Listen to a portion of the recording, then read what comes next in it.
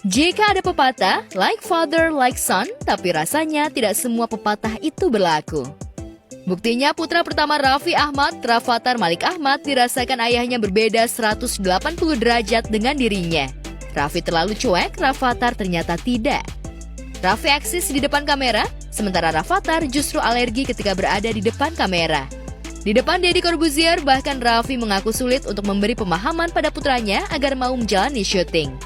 Bahkan Rafattar sempat meluapkan kekesalannya terhadap Raffi ketika usai syuting sebuah produk.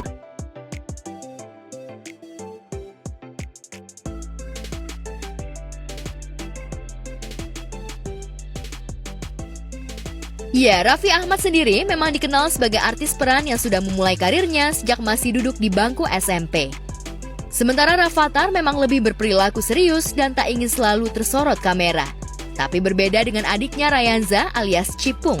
Meski masih belum duduk di bangku sekolah, Cipung tampaknya lebih nyaman ketika berada dalam sorotan kamera.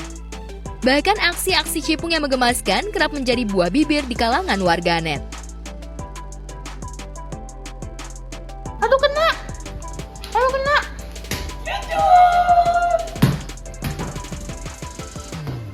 Ya udah sehat nih. Dari kemarin juga kalau Kasih papa, kasih papa. Begini juga udah begini. Tapi kok kurus banget. Anggap. Tapi punya Tunggu, tiga. orang ke bawah longsor. Kena matahari dia. Sini kena matahari sini. Ya udah gesem ja. Apa? Oh, ya kan? Iya kan?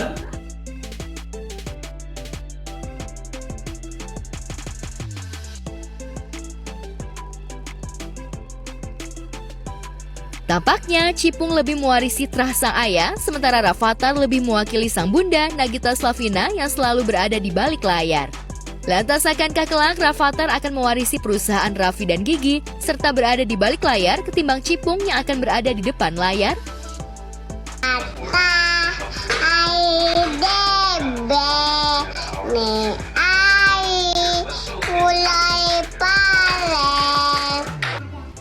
Papa Raffi papanya Kalea. Ada. Papanya Kalea. Ada. Papanya Kalea ya? Halo. Papanya siapa? Aja tuh banyak built-in, tahu nggak? Tahu. Aja tuh banyak kerjaan. Iya. Iya. Di. Duduk. Apa? Nah. Duduk. Ada. Ada kopinya? Oh ada. Tuh.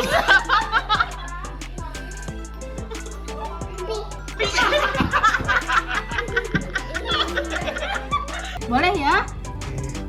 Boleh ya, Sus pamit pulang dulu ya. Ah. Kenapa? Rayanya sayang, Sus.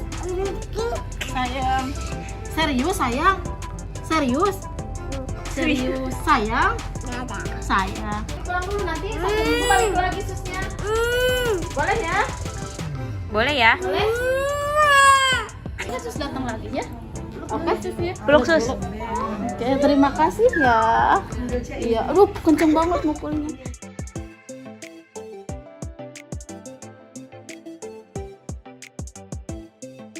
Bagaimanapun Raffi Ahmad memimpikan ada penerus dirinya di dunia entertainment.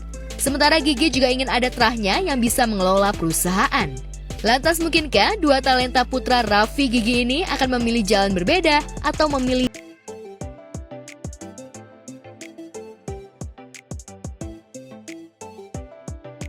Sementara Raffi masih harus menunggu kemana arah talenta putranya. Di tempat berbeda, pesinetron Zaskia Meka kemarin baru saja mengeluhkan kondisi liburan sekolah dan tahun barunya yang sudah lewat. Zaskia mengaku tak bisa menikmati masa liburan lantaran salah satu putranya baru saja disunat. Sementara suaminya Hanung Bramantyo baru saja mengalami insiden keseleo. Walhasil liburan keluarga tak terasa layaknya liburan seperti biasa. Hari ini jadwal kontrolnya Mas Hanung setelah dari operasi. Habis itu Mas Hanung lanjut ke syuting, kalau aku lanjut pulang. Ya, Assalamualaikum. Baik, dia mau aliran darah ini kan. Lagi dia belum aktif, geraknya belum aktif, dia akan bengkak jadinya. Jadi dibantu dengan gerakan. Oh. Dan dia mau ke Kaki. Tapi Lukanya bagus kan? dalam segala macam sudah nggak ada Insyaallah masalah aman. tulang apa. Insyaallah.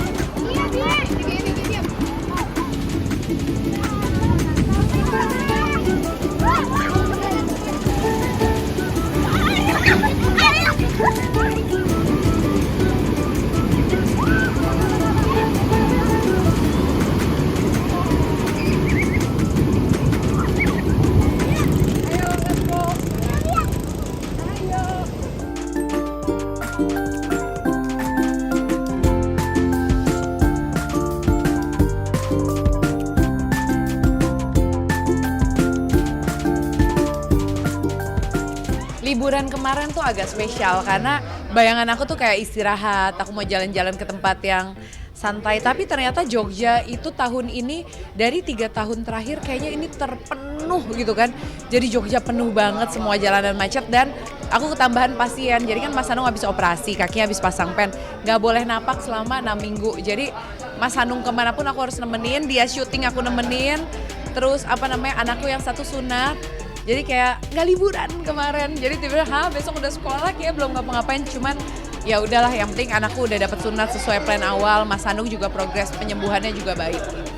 Seenggaknya udah nggak di Jakarta ya. Karena kalau di Jakarta kan walaupun di rumah aja kan udaranya kan nggak sebagus di Jogja. At least aku dapat udara yang bagus.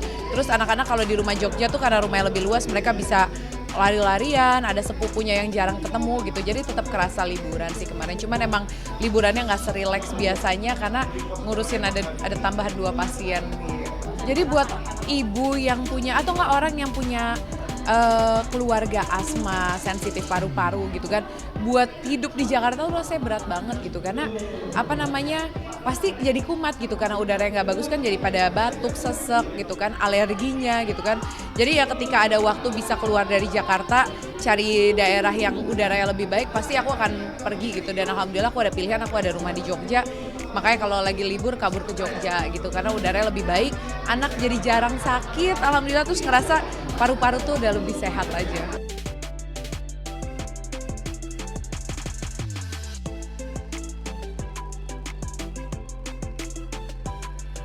Selain didera kesibukan karena harus mengurus anak-anaknya yang menderita asma, Zaskia juga harus ekstra ketat menjaga kesehatan anak-anak dan suaminya lantaran musim hujan ini rentan datangnya penyakit. Lantas mungkinkah liburan terasa hambar ini akan terbayar di hari atau bulan lainnya ketika semua anak-anaknya sudah pulih dari sakit? Lagi kumat semua, Allahu Akbar. Tegang, pokoknya gini, jangankan kumat semua, satu anak mulai sakit aja udah mulai batuk. Tegangnya banget, karena kan yang namanya anak banyak, tidurnya juga barengan, mainnya bareng, pingpong biasanya. Yang ini terus kesini, jadi tiap ada anak mulai sakit, biasanya udah tahu, kamu di karantina ya. Jadi kalau anak udah batuk, kamarnya udah misah sendiri. Terus jangan terlalu deket. Misalnya dia di ruang TV, berarti adik-adiknya di ruang keluarga gitu. Jadi anakku udah paham gitu. Ketika mereka nggak enak badan, berarti mereka nggak boleh terlalu main bareng dulu gitu. Karena yang serem tuh pingpong. Kalau udah pingpong tuh kayak, aduh yang sini baru sehat, tiba-tiba ini baru mulai, ini sehat lagi baru mulai, itu yang capek biasanya. Tapi alhamdulillah nggak pernah sih yang berbarengan banget semua gitu. Kalau ditanya capeknya ke hati ya, ke mental. Karena ketika ngelihat anak sakit tuh ya kadang-kadang ya fisik pasti capek lah, kita bolak-balik gimana bagi waktunya. Tapi mentalnya tuh ngelihat anak sakit, nafasnya susah, wah itu luar biasa secara psikisnya gitu. Makanya ketika anak udah sakit biasanya di posisi itu aku kadang-kadang ngelihat orang yang hidupnya lebih susah, yang diujinya sama Allah lebih berat gitu. Kayak misalnya di Gaza sekarang, ketika anak kita sakit lihat di Gaza, aduh kita udah jauh lebih baik kok. Jadi ketika lagi diuji sama Allah, aku biasanya melihat orang lain yang diuji lebih berat, itu menguatkan aku dan ngerasa ya udahlah ini nggak seberapa apa yang Allah kasih ujiannya ke aku. Ya capek sih sebenarnya ya, bolak-balik ke rumah sakit. Terus anakku tuh udah setahun lebih setiap bulan pasti ke rumah sakit gitu kan, kontrol. Jadi kontrol buat memastikan asmanya nggak kumat gitu. Dan ya nggak apa-apa sih, perjuangan orang tua aja gitu. Karena buat aku semakin mereka besar sakitnya, badannya lebih kuat, sakitnya jarang kumat gitu ya.